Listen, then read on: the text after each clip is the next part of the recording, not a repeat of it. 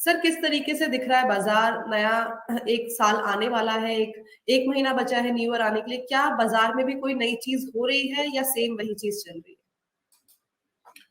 देखिए, डेफिनेटली बाजार में अभी जो थीम चल रहा है बेसिकली वो पीएसयू थीम है। बेसिकली अगर आप देखो तो काफ़ी दिनों से एक्टिव है और बहुत सारे स्टॉक्स जो कि पीएसयू में हम देख रहे थे कि पीछे छूट गए थे, उन सारी चीज़ों को अब जो है मेन स्ट्रीम में लाया जा रहा है और उनमें जो भी वैल्यू दिख रही है उसको मार्केट अनलॉक करने की कोशिश कर रहा है, क्योंकि हाई इन्फ्लेशनरी सिनेरियो या हाई इंटरेस्ट रेट रिजीम में वैल्यू स्टॉक ज़्यादा चलते हैं और उसी का एक परिणाम हमको दिख रहा है कि पीएसयू बैंकों में लोगों को जो वैल्यू दिखी है उसके कारण जो है मार्केट जो है काफ़ी थम्स अप उन सारी चीज़ों को दे रहा है। ओवरऑल मार्केट चूँकि एक नई ट्रैजेक्टरी पे है, एक नई ऊँचाई पर है और नई ऊँचाई पर जाकर लगातार 2 दिनों से थोड़ी-सी सहमा-सा है।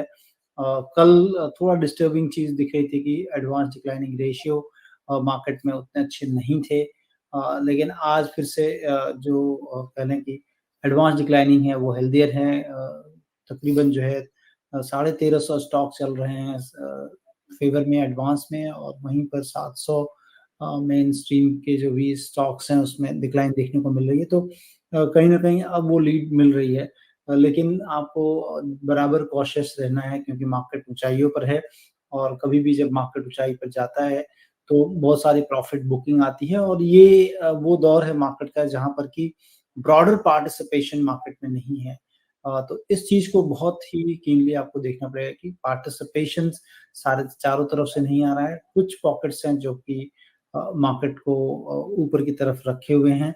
तो इसीलिए प्रॉफिट आया तो लेते रहना चाहिए और उन चीज़ों पर नज़र रखनी चाहिए कि कहाँ पर जो मोमेंटम हो रहा है, क्योंकि ये टाइम मुझे लगता है कि ज़्यादा मोमेंटम राइड करो, जल्दी से पैसे क्योंकि मुनाफ़े आते हैं, तो जल्दी लो और निकल जाओ। तो ये सारी चीज़ें दिख रही हैं मार्केट में। जी, तो सर ने बता दिया किस तरीके से इस टाइम पे बाजार दिख रहा है और किस तरीके से हमें थोड़ी-सी सावधानी बरत के चलनी होगी। सर इसमें ऐसा भी हो सकता है कि जो हमें मार्केट में ये डेली अप डाउन दिख रहा है, जो ये अप जा रहा है, क्या ये अप सिर्फ इंटरनल फैक्टर की वजह से है या एक्चुअल में मार्केट सच में ही ऊपर जा रहा है? इसमें ये सबसे बड़ा सवाल आता है कि ये कहीं ऐसा तो नहीं कि जो इंटरनली कोई फैक्टर इसे अफेक्ट कर रहा है तब जाके ये हमें मार्केट ऊपर दिख रहा है या असल में ये मार्केट ऊपर जा ही रहा है? देखिए, पहली चीज़ आपको देखना होगा कि रिलेटिव सेंस में अगर आप देखें तो आपको बात समझ आएगी कि इंडिया के जो मैक्रो फैक्टर्स हैं रिलेटिवली स्ट्रॉन्ग हैं दूसरी इकोनॉमीज़ से। जितने जी। भी बड़े-बड़े फंड हाउसेस हैं उनका बेट है कि इंडिया ज़्यादा अच्छी तरह से ग्रो करेगा एमिड ऑल दीज़ रिसेशन, इन्फ्लेशन जैसी सिनेरियो में भी। तो इस चीज़ को ध्यान रखें कि हमारी इकोनॉमी या हमारा जो मार्केट होगा वो रेज़िलिएंट होगा और वही चीज़ हमको देखने को मिल रही है कि हम ज़्यादा रेज़िलिएंट दिख रहे हैं। और आने वाले टाइम पे जिस तरह से एनालिस्ट अनुमान कर रहे हैं या फिर जितने बड़े दिग्गज फंड हाउसेस हैं वो इंडिया पे जो भी बैटिंग मतलब अनुमान लगा रहे हैं एनालिस्ट का, तो वो काफ़ी ऊपर की तरफ है कि आने वाले टाइम पे यहाँ पर काफ़ी बड़ी बढ़त देखने को मिल सकती है। और वही कारण है कि अगर आप देखें कि बाहर के मार्केट में जैसे ही गिरावट रुकती है, हमारा मार्केट काफ़ी तेज़ बॉयंट हो जाता है क्योंकि एक रिलेटिव सेंस में हमारे पास जो है बहुत सारी चीज़ें हैं जहाँ पर ग्रोथ के प्रॉस्पेक्ट्स बनते हैं।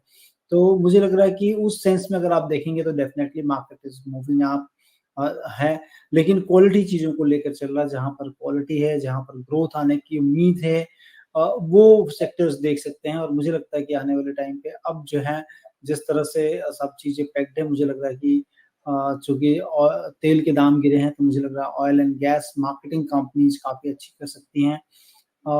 मेटल अच्छा कर सकता है क्योंकि लास्ट क्वार्टर काफ़ी वर्स्ट गया था, लेकिन ओवरऑल डिमांड और जो मेटल में एक्साइज़ ड्यूटी का हैंगओवर था, वो सब निकला है, तो आने वाले टाइम पे मेटल्स काफ़ी अच्छे हो सकते हैं। इसमें फेरस, नॉन फेरस दोनों हैं। हिंडाल्को काफ़ी अच्छा लगता है उसमें बढ़ सकता है, हिंडाल्को है, नेशनल एल्यूमीनियम है, ये स्टॉक्स बढ़ सकते हैं। इवन फॉर दैट मैटर अगर आप देखें तो जेएसडब्ल्यू स्टील जैसी कंपनियाँ जो कि लग ही नहीं रहा कि स्टील में कोई प्रॉब्लम होगा, लाइफ टाइम हाई के आस-पास आ चुकी हैं। तो ये जो कुछ पॉकेट्स हैं और सीमेंट हो सकता है कि आने वाले टाइम पे सीमेंट्स में भी आपको चीज़ें दिखें क्योंकि इंफ्रा पे जितना बड़ा फ़ोकस है गवर्नमेंट का जो नेशनल इंफ्रास्ट्रक्चर प्लान एनआईपी है गवर्नमेंट का, जहाँ पर 100 लाख करोड़ रुपए गवर्नमेंट खर्च करने की योजना बनाई है, तो वो सब चीज़ें फिलअप देंगी डेफिनेटली। और हो सकता है आने वाले टाइम पे ये तीनों सेक्टर, जैसा मैं कह रहा हूँ कि मुझे अनुमान लग रहा है, ऐसा लग रहा है कि ये तीनों सेक्टर्स में से लीडर्स आपको मिल जाएँ। और रिलायंस भी काफ़ी सपोर्टिव रहा है इन दिनों, काफ़ी अच्छी बढ़त दे रहा है, तो रिलायंस भी को भी ध्यान में रखा जा सकता है। जी, तो सर ने बता दिया कि कौन से सेक्टर आने वाले टाइम में अच्छा दिखा सकते हैं।